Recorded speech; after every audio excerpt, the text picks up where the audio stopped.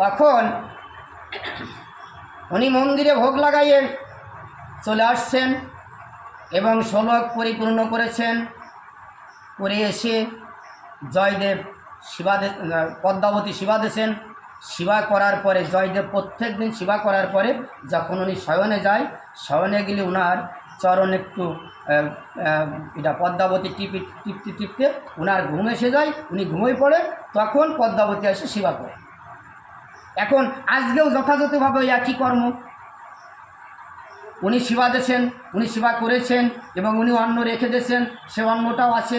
উনি যখন শয়নে গেছে, ওনার যখন চরণটা টিপছেন, তখন দেখে কি জয়দেবের চরণে আজকে সেই ভজ অঙ্কুশ চিহ্ন দেখা যায়।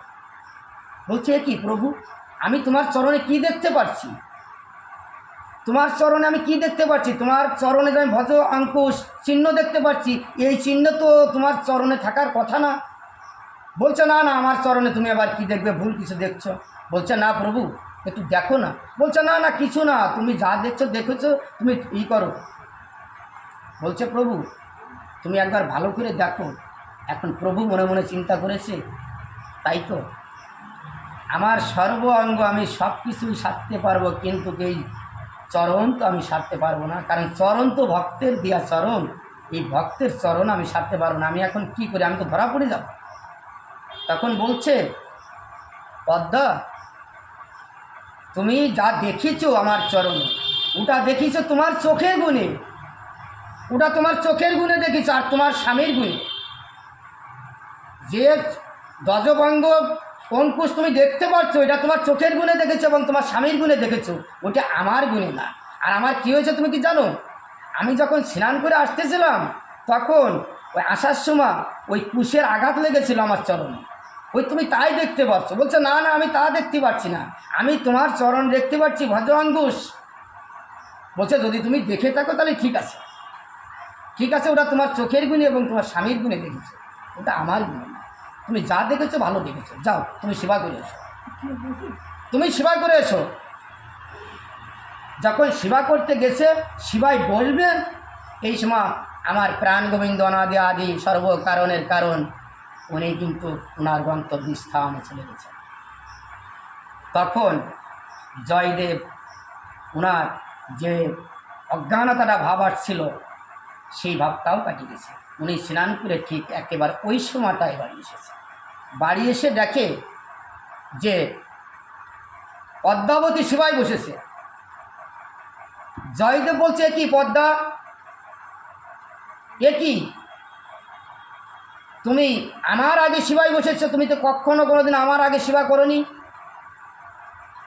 পদ্মা, আমি বুঝতে পেরেছি তুমি মনে হয় কোনো উত্তম পুরুষের সঙ্গ পেয়েছো, হয়তোবা কোনো উত্তম পুরুষের সঙ্গ পেয়েছো, তাই তুমি আমার কথা ভুলে গেছো। তা না হলে তুমি আমার আগে কখনো সেবা করতে পারো না। পদ্মা বলছে, প্রভু, আমি তো তোমাকে সেবা দিয়েছি, আমি তোমাকে সেবা দিয়েছি, আমি তোমাকে সেবা দিয়ে শয়নে দিছি, আমি তোমার প্রসাদ রাখা প্রসাদ আমি পাচ্ছি, আর তুমি বলছো আমি কোনো উত্তম পুরুষের সঙ্গ পেয়েছি। না প্রভু, একথা আমাকে ভুল হলো, কেননা ভুল হবে। দেখো তোমার কোথায় ভুল হচ্ছে? বলছে না, আমার কোথাও ভুল হচ্ছে না, আমি স্নান করতে গেছি, আমি কেবল আসছি। বলছে না, তুমি এর আগে আসছো, তুমি এর আগে আসছো। বলছে না, আমি আসিনি। বলছে যদি না আসো তাহলে গোবিন্দ পূজা কে করলো? কে গোবিন্দ পূজা করলো? বলছে তাই, দেখি আমি একটু গোবিন্দ মন্দিরে যেয়ে দেখি। এখন যখন জলের ঘটি নিয়ে গোবিন্দর মন্দিরে গেছে, মন্দিরে যাই দেখে মন্দিরে গোবিন্দর চরণের যে দাগ, ওই চরণের দাগ লেগে আছে। আর ওই চরণের একটা থাকে না, ছাপ্পা থাকে না, যেমন ওই যে আপনারা মায়েরা লক্ষ্মীর ছাপ্পা দেন না লক্ষ্মী পূজার দিন, ওরকমের ছাপ্পা। ওই ছাপ্পার পরে হচ্ছে ভ্রমর গুনগুন করছে, কারণ গোবিন্দর চরণে সবসময়ের জন্য পদ্মগন্ধ হয়, পদ্মগন্ধ গোবিন্দর চরণে, আর ওই পদ্মগন্ধই ভ্রমর গুনগুন গুনগুন করছে।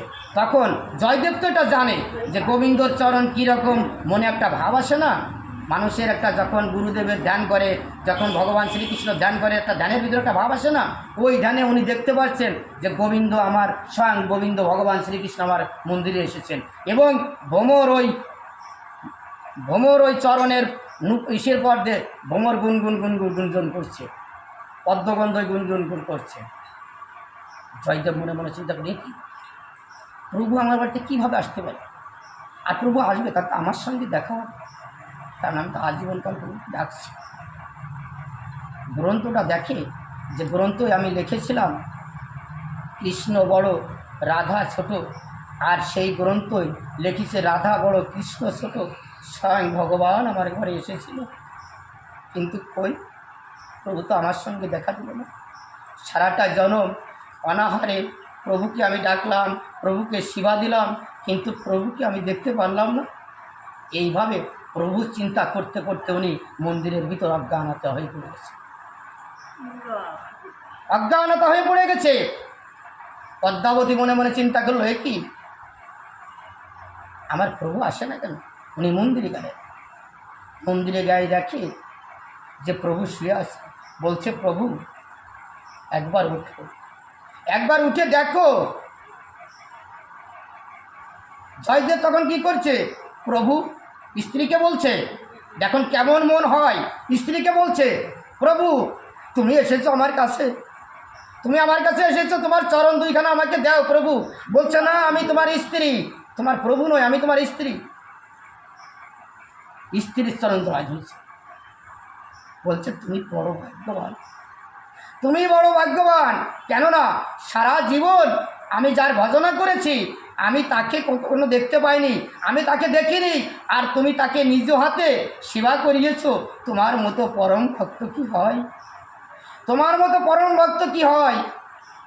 পদ্মাবতী বলছে প্রভু আমি তো আমার কৃপায় প্রভুকে দর্শন করতে পারিনি, আর প্রভুকে যে আমি দর্শন করেছি তা আমি নিজেও বলতে পারবো না, কেননা প্রভুকে তো আমি দেখিনি, আমি তো দর্শন করেছি তোমাকে, আমি সেবাও করাইছি তোমাকে। এখন যদি প্রভু তোমার রূপ ধারণ করে আসে তাহলে তবু আমি প্রভুকে দেখিনি, তোমাকে দেখেছি। আমি প্রভুকে দেখিনি, আমি দেখেছি তোমাকে। প্রভুর কী রূপ আমি জানি না, আমি তোমার রূপটাই জানি, আমি তোমার রূপটাই জানি, কারণ আমি তোমাকে ভিন্ন এই পৃথিবীর বুকে আমি কাউকে চিনি না। কেননা আমার পিতা যখন তিল তুলসী হাতে দিয়ে অগ্নিকে সাক্ষী রেখে তোমার চরণে অর্পণ করেছিল, সেই দিন আমার এই দেহ মন প্রাণ তোমার চরণে আমি অর্পণ করেছি। আমি একমাত্র তোমাকে ছাড়া আর কাউকে চিনি না, আমি তোমাকেই চিনে যদি গোবিন্দকে কখনো দর্শন করতে পারি তাহলে আমি ধন্য হব। আজকে পদ্মাবতী কিন্তু গোবিন্দকে পালেন, জয়দেবের আগে তাকে দেখতে পারেন। কোন কারণে জানেন? একটা মাত্র কারণে হচ্ছে বিবাহিত মহিলারা যারা আছেন পৃথিবীর বুকে, আমি সবাইকে বলি, শুধু আপনাদের না, পৃথিবীর সবাইকে আমি বলি, স্বামী ভজনা ছাড়া কোনো ভজনা নেই। স্বামীকে যদি ভজনা না করতে পারেন, গোবিন্দ ভজনা আপনার এহকালেও হবে না, পরকালেও হবে না।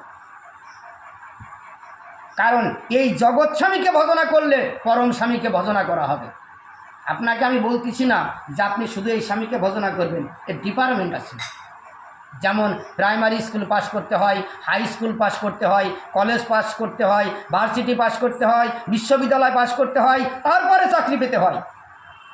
আপনাকে শুধু আমি এই বলছি না যে স্বামী সেবাই করতে হবে, আপনি স্বামী সেবা করবেন, শাশুড়ি শ্বশুরের সেবা করবেন, আত্মীয় স্বজনের সেবা করবেন, এর মাঝখান দিয়ে গোবিন্দ সেবা করবেন, তাহলেই আপনার সেবা পরিপূর্ণতা হবে। তা না হলে পরিপূর্ণতা হবে না।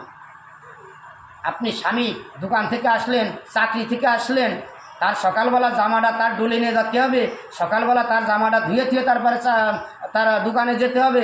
আর তুমি বাবা ওই সকালবেলা ঘুম থেকে উঠে স্নান করে আসে ঘন্টা বাজাবা, কাজ হবে না, আগে ওইটা করো তারপরে তুমি ঘন্টাটা বাজাও। এটা আমি ডাইরেক্ট কথাটা বললাম, এরকম বলা ঠিক না। কেন বললাম কেন? তো আপনাদের মতো মায়ের গর্ভেই আমার জন্ম, আপনাদের মতো মায়ের গর্ভেই আমার জন্ম। কারণ আপনারা এখনও পর্যন্ত ভালো ভালো মুনি ঋষি, ভালো ভালো বৈষ্ণব সন্তান, ভালো ভালো সন্তান ধরাধামে আসতে চায়, কিন্তু যদি ভালো জমি না হয়, তাহলে আমাদের এই মাটি, মনে করেন এইটুকির ভিতরে কথা বলি, আম গাছে আম হচ্ছে মিষ্টি, নিম গাছে নিমের ফল হচ্ছে তিতে, একই এইটুকির জায়গার ভিতরেই। সবেদা গাছে সবেদা হচ্ছে মিষ্টি বালি বালি, কাঁঠাল গাছে কাঁঠাল হচ্ছে কোনোটা রস খাজা, কোনোটা গালা, এইটুকির ভিতরে হচ্ছে না? একই মাটির থেকে তৈরি, কিন্তু একই মাটিতে গাছ লাগানো।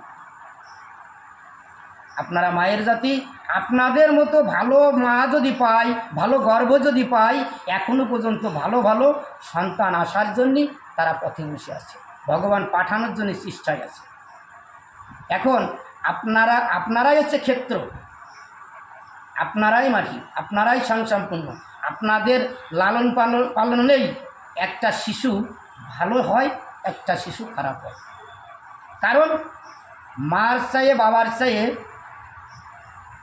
বড় গুরুদেব আর পৃথিবীর বুকে কেউ নাই। মার কাছ থেকেই সর্বপ্রথমই ছেলেতে মেয়েতে বাক্য শেখে, তারা শিক্ষা দেয়, তারা যেভাবে শেখাবে সেইভাবে শিখবে। আজকে মা বাবার অধঃপতনের কারণে আজকে আমাদের বৃদ্ধ আশ্রমে থাকতে হচ্ছে। মা বাবার অধঃপতনের কারণে, আমি বলবো না সন্তানের দোষ, কারণ এই মা বাবা লেখাপড়া শিখে শুধুমাত্র চাকরি পাওয়ার জন্য, সরকারি চাকরি করবেন এর কারণে শুধু লেখাপড়া করে, কিন্তু এই মা বাবা কখনো এই লেখাপড়ার মাঝখান দিয়ে বলে না যে বাবা সন্ধ্যার সময় পারিস, দুপুরবেলা পারিস, সকালবেলা পারিস, এক অধ্যায় একটু গীতা পাঠ করিস বাবা। যেমন একটা ছেলেকে আমরা স্কুলে নিয়ে যাচ্ছি এবং তারে খাবার খাওয়াচ্ছি, আবার আনতেছি, তার জন্য আমরা একটু করি বাবা গীতাখানি একটু পড়ে, অল্প একটু পড়ে, একটা শ্লোক পড়ে। এই করতে করতে করতে করতে যখন গীতার ভিতর যতগুলো অধ্যায় আছে, 18টা অধ্যায় কিন্তু অভ্যাস, মানে যোগ ছাড়া কোনো অধ্যায় নেই। সবাই তো পড়েছেন, সবাই পড়েছেন, যোগ ছাড়া কোনো অধ্যায় নেই। আর এই যে আমরা ছেলে মেয়েদের যা শিখাবো, এইটুকু কিন্তু একটা অভ্যাস। একবার যদি ধরাই দিতে পারি তাহলে ধরে যাব। সেটা কেমন জানেন? এই আমাদের যুবক ছেলেপেলেরা আছে, অনেকেই আছে, ফেন্সিডিল খায়, পিনিক খায়, কেউ গাঁজা খায়, কেউ মদ খায়, বিভিন্ন কিছু খায় না, আছে না? পেন্সিডিলের গায়ে লেখা আছে, ওই বোতলের গায়ে লেখা আছে যে একবার খাইছে সে আর ছাড়তে পারবে না। ওর গায়ে লেখা আছে একবার যে খেয়েছে ও আর ছাড়তে পারবে না। গৌরাঙ্গ মহাপ্রভু বললেন এই কৃষ্ণ নাম একবার যে নেছে, এই নাম সে আর কখনো ছাড়তে পারবে না, এই নামই তার করতে হবে। শ্রী শ্রী প্রেমদাতা নিতাই গৌর সীতানাথের বোঝায় হরি হরি।